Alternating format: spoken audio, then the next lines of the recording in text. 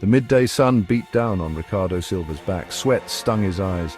He was handcuffed to the mast of the ship, the Sea Serpent, a notorious pirate vessel terrorizing the Indonesian archipelago. Captain Tua, a mountain of a man with a face scarred like a weathered map, barked orders at his men. They were preparing to throw Ricardo overboard. You thought you could steal from me, eh? The treasure of foam belongs to me. 2 weeks ago, Ricardo had been on the trail of the lost Temple of Foam. This sacred island, swallowed by the sea centuries ago, was rumored to hold unimaginable treasures. Legends spoke of a secret entrance hidden within a whirlpool, accessible only during the lowest tides. Ricardo had infiltrated Captain Tua's crew, believing them to be mere treasure hunters. He was wrong. Tua spat on the deck. Lucky for you, my daughter likes you. She begged me to spare your life. Instead, you get to face the serpent's maw. He gestured to the churning whirlpool a few hundred yards off the bow. Local legend claimed it was a gateway to the underworld. Ricardo knew it was his only chance. As the pirates shoved him closer to the edge of the deck, Ricardo saw his opportunity. One of the pirates stumbled, momentarily distracting Tua. Ricardo launched himself forward, slamming his shoulder into the pirate holding his chains. The force of the impact sent them both tumbling overboard.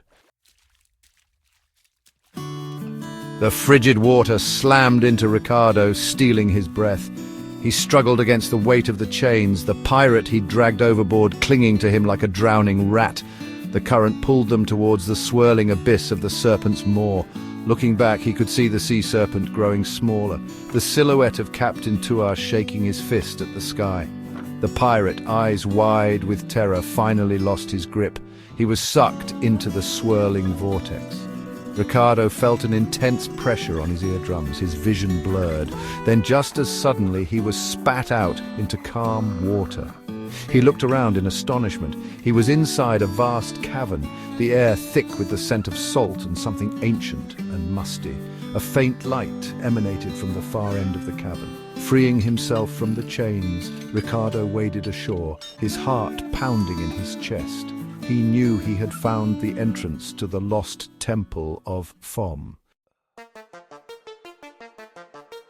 Captain Tua's daughter, Siska, was nothing like her father.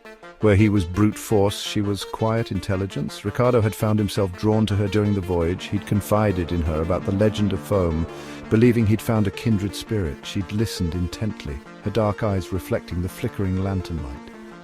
Later that night, Ricardo was ambushed by Tua and his men. Siska had betrayed him. He learned then that the curse of Foam was real. It was not a legend whispered to frighten children. Tua believed the only way to break the curse and claim the treasure for himself was to sacrifice the one who sought it, Ricardo. Siska, torn between her duty to her father and her growing feelings for Ricardo, had pleaded for his life. As Ricardo ventured deeper into the heart of the island, he found himself surrounded by the ruins of a once great civilization. Crumbling statues of serene Buddhas lined the overgrown paths, their stone faces half hidden by vines. The air hummed with a strange energy, a palpable sense of history and loss. Following a network of tunnels, Ricardo finally stumbled upon a massive door. Carved into its surface were intricate Buddhist symbols, their meaning lost to time. He traced the symbols with his fingers, feeling a faint vibration. The door swung open, revealing a chamber piled high with gold coins, jewels, and ancient artifacts. He'd found it, the legendary treasure of Foam. You shouldn't be here. A voice echoed from the shadows. Siska stepped into the light, her face a mixture of sadness and relief. I had to come. I couldn't let him... Her voice trailed off. Ricardo's anger dissolved, replaced by a wave of concern. He could see the conflict in her eyes. You saved my life, he said, his voice soft. Suddenly the ground shook, the roar of the whirlpool echoed through the tunnels. He's followed you.